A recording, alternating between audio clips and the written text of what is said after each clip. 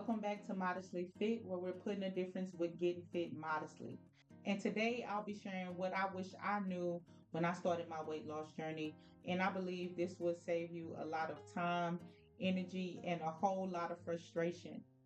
Okay, so over the years, this is just the majority of what I've compiled that I believe would be a help to those who are starting on their weight loss journey.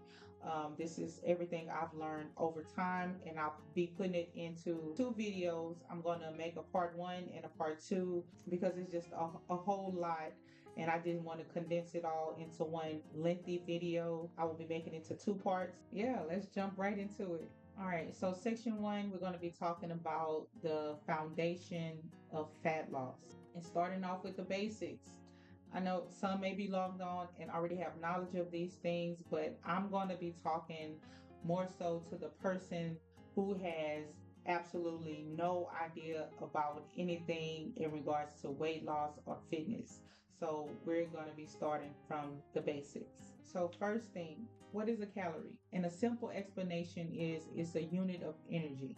And that unit of energy, whatever that calorie comes from, it is used to fuel the body. We get calories from food and we burn them through daily activities and exercise. How many calories does my body need?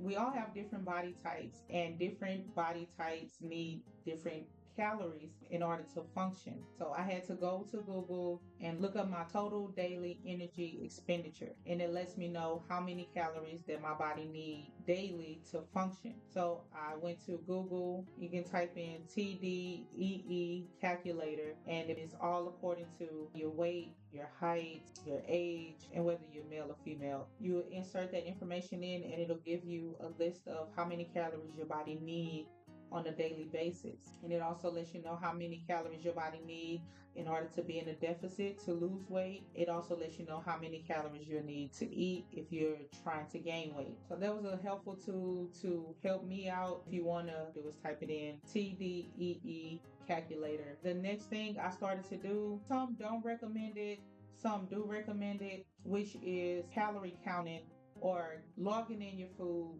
what you're eating. For me personally, I find it very, very helpful because we can be eating so many things and not knowing how many calories that particular food has. Like some of us, if we go to a fast food restaurant and you're getting a burger meal, let's say a number one meal, whatever that may be. If you're getting the burger, the fries, and the drink, we just know that it tastes good. And even though some now have how many calories on there, most people don't pay attention to that. But if you're trying to lose weight, you want to be mindful of how many calories you're consuming. So I started tracking my calories, and I use the chronometer to log in the food that I eat. And some like to use Fitness Pal, but you can use any calorie food tracker, and they're usually free unless you're trying to utilize the app more. Then you can pay a subscription, but for the most part, I use chronometer. I've been using it for a very long time, and I find it to be very helpful for me logging in my food.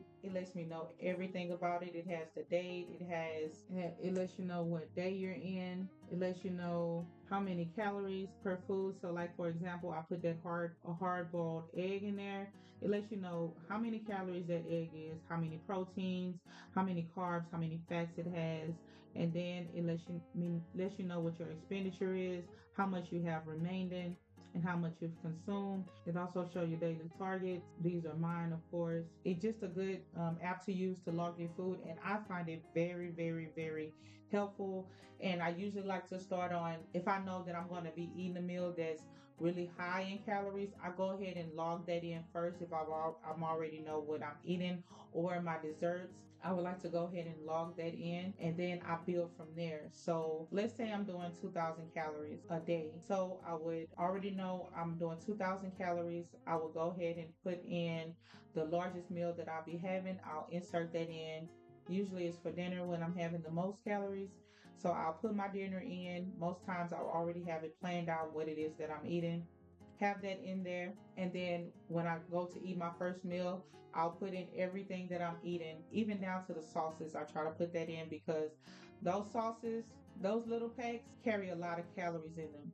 So I don't cheat myself. I just go ahead and everything that I consume, I try to go ahead and put it and log it in so that I can see where I'm at and then see where I need to be and make some modifications and some adjustments. It's not about being perfect and getting the perfect number of being right on point with your calorie counting. It's just about awareness because a lot of us starting off, we're not aware of how many calories we're consuming. We just know that we see excess body fat and not knowing it's from consuming excess amount of calories. Logging in your calories, it helps you identify your eating patterns, if you're overeating, if you're under eating, and then those hidden calories that are in drinks and oils. You also want to plan what you want to eat for that day or the whole week. Usually starting from Monday, I'm usually off on Mondays, but Monday, that's my day to go ahead and go to the grocery store if I need to. I usually try to have my grocery list so that I already know what it is that I'm getting from the grocery store. So when I come from the grocery store, I'm at home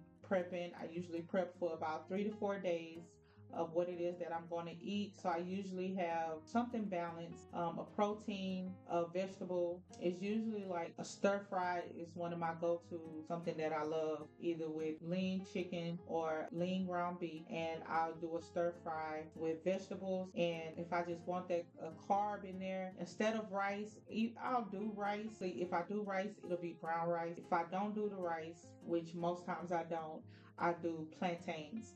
So I saute my plantains in the stir fry and y'all, it be so, so good. So I'll prep that and put it in containers, put it in a refrigerator. So when I get home from work, I'm already would have not eaten about 4 or 5 hours after getting off from work. So after I do my workout, I don't have to be trying to cook.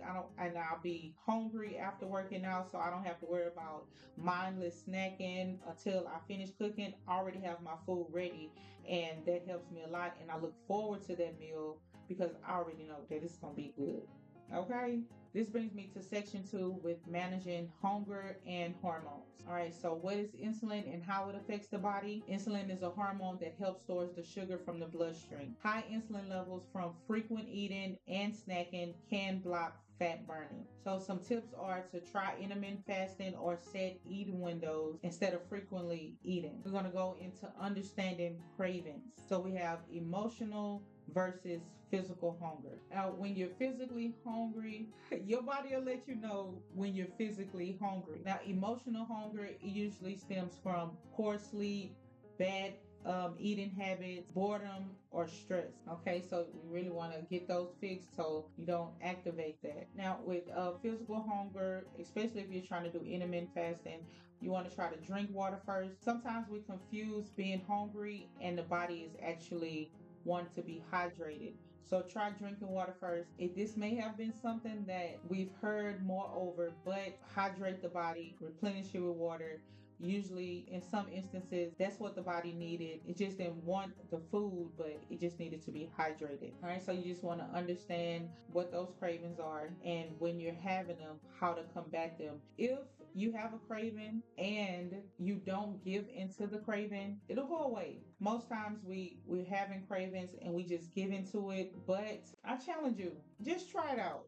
When the craving comes, and you recognize what it is. So that's the first thing, you have to recognize what it is. So many of us used to just eating, especially with frequent eating and frequent snacking that we don't even really recognize. And that's something that I did. When having these cravings, I was just so used to eating all the time that I didn't recognize that it wasn't the food that my body wanted. It wanted to be hydrated. So next time you get a craving, I challenge you to not give in to the craving just yet. And then the body's going to throw a tantrum, but it'll subside and the craving will eventually go away. And that'll be a good thing because insulin is being reduced. And the more insulin is reduced, the more the body can go into fat burning mode. Another thing that manages hunger and hormones is sleep. Sleep is so important. I know this to be true because I used to work overnight years ago, and so I would be up all night and sleeping during the day. And so over time, when I stopped working overnight, I realized that I would still go to sleep late, and I would wake up early. And when I'm getting 3, 4 hours of sleep a night, I'm waking up hungry. I found out that when I would not get adequate sleep, that I would be craving uh, processed foods or unhealthy foods. I would crave those things.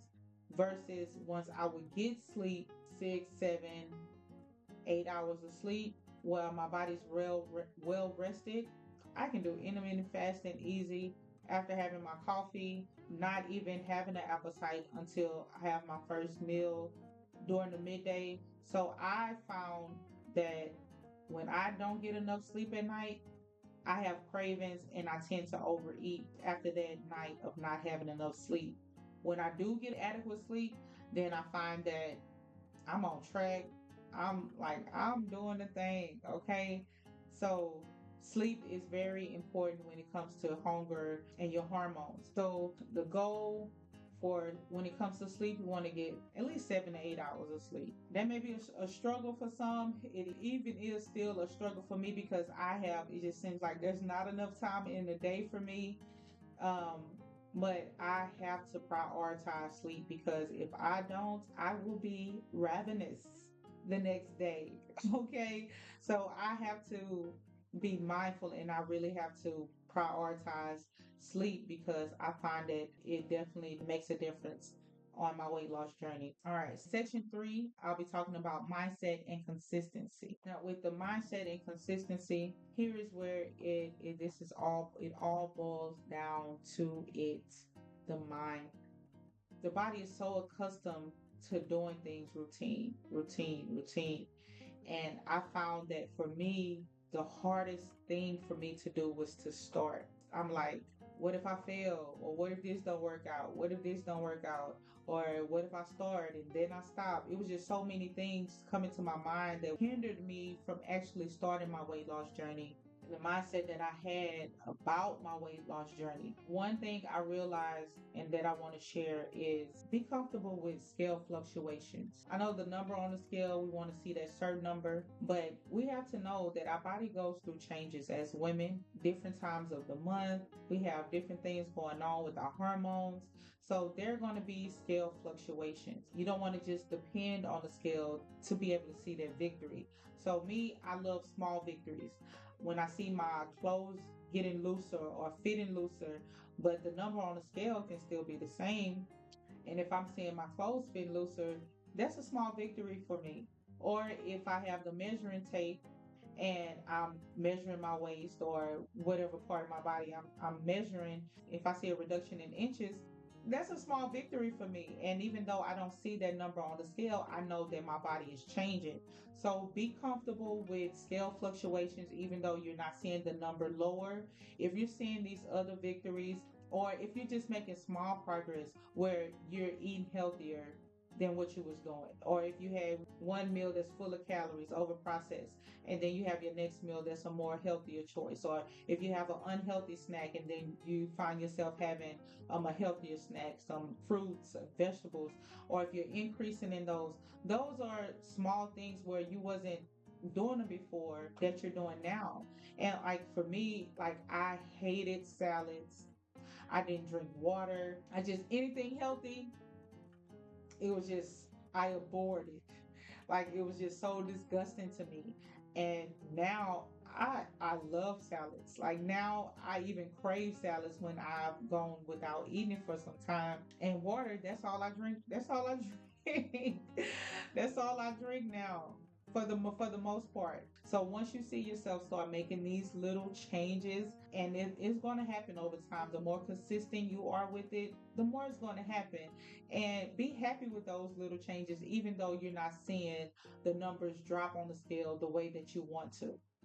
So please don't focus on the scale too much. It's going to fluctuate on the daily with the water intake. It just fluctuates all the time. Another thing I wish I knew when starting my weight loss journey is you can't spot reduce fat. I know for us women, one of our major problems is the midsection, and we want to do crunches to try to flatten the tummy, but you can't spot reduce fat. The body reduces fat overall, okay, and your body chooses from where it chooses to take the fat from.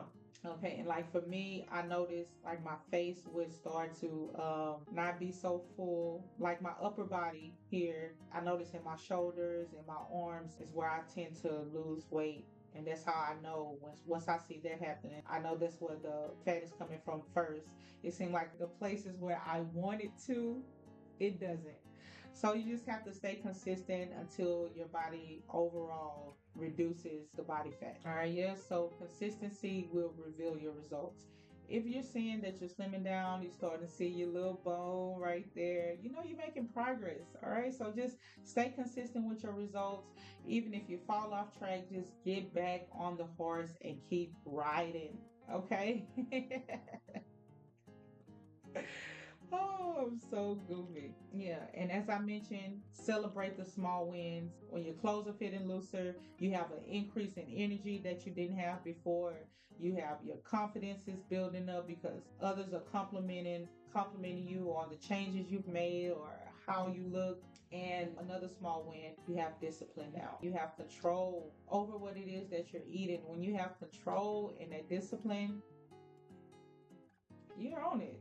So that's part one of what I would do differently if I was starting over on my weight loss journey. In part two, I'm diving into workout, reps, sets, how to build strength, and how to actually grow muscle and burn fat. So be sure to tune in so you don't miss it. All right. So let's stay strong, let's stay covered, and let's get fit modestly.